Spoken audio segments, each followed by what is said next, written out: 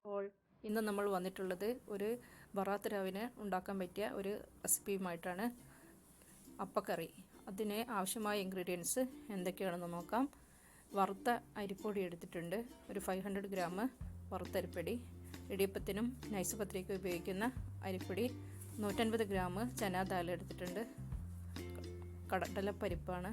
അപ്പോൾ 3 ആണി ശർക്കര എടുത്തിട്ടുണ്ട്, അതുപോലെ ഒരു തേങ്ങ, ആവശ്യത്തിന് ഉപ്പ്, നല്ല ജീരകം, ഏലക്കായ, കാഷ്യൂ നട്ട്സ്, പഞ്ചസാരയും എടുത്തിട്ടുണ്ട്.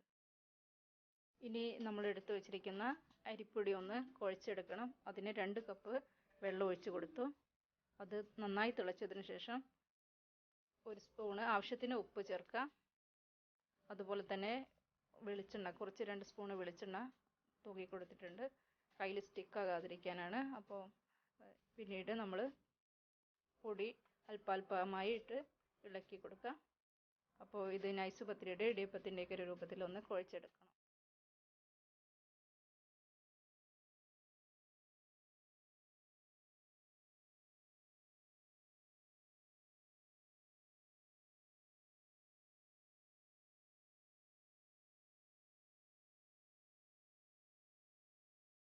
അപ്പോൾ അരിപ്പൊടി ഇപ്പം ഈ ഒരു പാകത്തിൽ നന്നായി കുഴച്ച് വെച്ചിട്ടുണ്ട്. ഇനി കുറച്ച് സമയം അതൊന്ന് മൂടി വെക്കാം. ഇപ്പോൾ നമ്മൾ ഒരു പാത്രത്തിലേക്ക് 3 ആണി ശർക്കര ഇട്ട് അതിലേക്ക് വെള്ളവും ഒഴിച്ച് ഒന്ന് നന്നായി തിളപ്പിച്ചെടുക്കണം.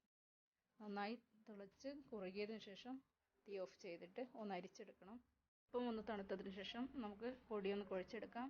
ഇളം ചൂടുണ്ട്, കൈ പൊള്ളുന്നൊരു ചൂടുണ്ട്. അപ്പോൾ ഈ ഒരു ഇതിൽ തന്നെ കുഴച്ചെടുക്കണം, ഒന്നെങ്കിലേ ഇത് സോഫ്റ്റായി കിട്ടുകയുള്ളൂ.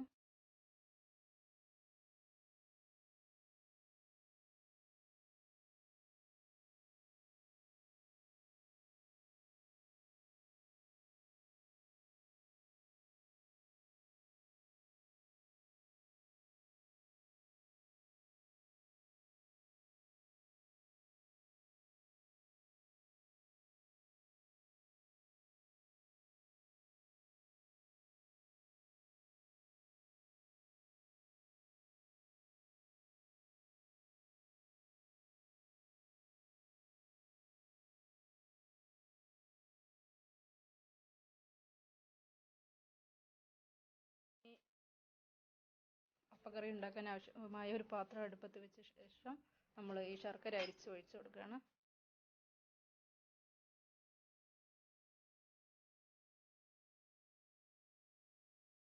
അപ്പോൾ നമ്മുടെ ശർക്കര നന്നായിട്ട് തിളച്ച് വരുമ്പോൾ നമ്മൾ ഈ ഉരുട്ടിയെടുത്ത മാവ് ഇതിലേക്ക് അല്പാൽപമായി ഇട്ട് കൊടുക്കാം.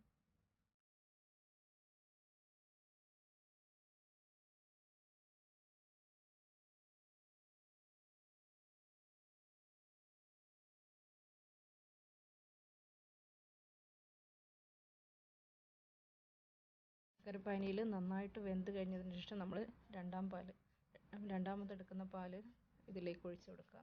എന്നിട്ട് നന്നായി യോജിപ്പിച്ചെടുക്കുക, ഉടഞ്ഞു പോവാതെ യോജിപ്പിച്ചെടുക്കുക.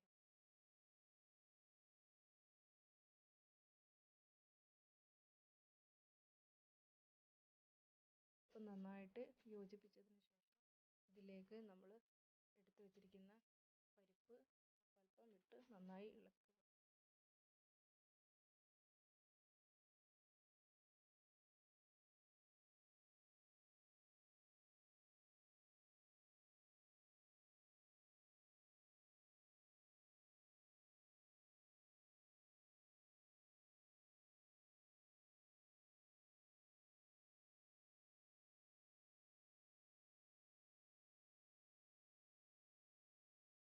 പരിപ്പ് നന്നായിട്ട് ഇളക്കി യോജിപ്പിച്ചതിന് ശേഷം നമ്മൾ ഇതിലേക്ക് ഏലക്കായ്പ്പൊടി, സ്പൂൺ ഏലക്കായ്പ്പൊടി ചേർത്ത് കൊടുക്കുകയാണ്. ഇതിലേക്ക് ഒരു 1/4 ടീസ്പൂണ് ജീരകം കൂടി ചേർത്ത് കൊടുക്കുകയാണ്. എന്നിട്ട് നന്നായിട്ട് യോജിപ്പിക്കുക. ഒന്ന് കുറുകി വരുന്നത് വരെ വെയിറ്റ് ചെയ്യുക. ഇതിലേക്ക് ഒരു 2 ടേബിൾ സ്പൂൺ പഞ്ചസാര കൂടി ചേർത്ത് കൊടുക്കുകയാണ്. അപ്പോൾ ഇത് നന്നായിട്ട് കുറുകി നല്ലൊരു സ്മെല്ലൊക്കെ വരുന്നുണ്ട്. നന്നായിട്ട് കുറുകിയതിന് ശേഷം നമ്മൾ നല്ല ഒന്നാം പാല്, കട്ടിയായിട്ടുള്ള ആ പാല് കൂട്ടിലേക്ക് ഒഴിച്ച് കൊടുക്കുകയാണ്. ചെറിയ ഫ്ലെയിമിൽ വെച്ചിട്ട് ഇരിക്കണം. അപ്പം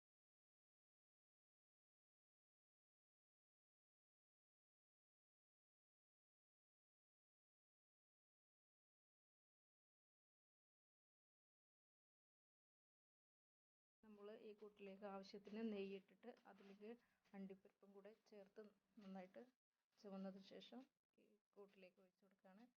ചെറിയുള്ളി വേണ്ടവർക്ക് ചേർക്കാം, ഞാനിവിടെ ചേർത്തിട്ടില്ല. ഇതിൻ്റെ ഒരു ശരിയായ റെസിപ്പിയിൽ ചെറിയുള്ളി ചേർക്കും.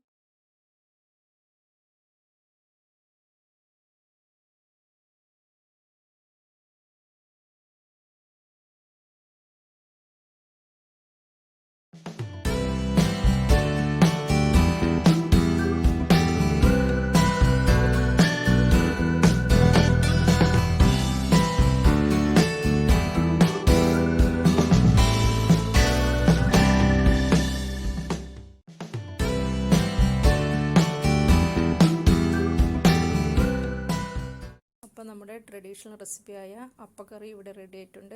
വളരെ നല്ല രുചിയുള്ള ഒരു റെസിപ്പിയാണ്. എല്ലാവരും ട്രൈ ചെയ്ത് നോക്കണം. അപ്പോൾ വീഡിയോ എല്ലാവർക്കും ഇഷ്ടമായെന്ന് കരുതുന്നു. അപ്പോൾ സബ്സ്ക്രൈബ് ചെയ്യാൻ മറക്കരുത്. പിന്നെ ലൈക്കും ചെയ്യണം, കമൻറ്റും ചെയ്യണം, ഷെയറും ചെയ്യണം. ബൈ.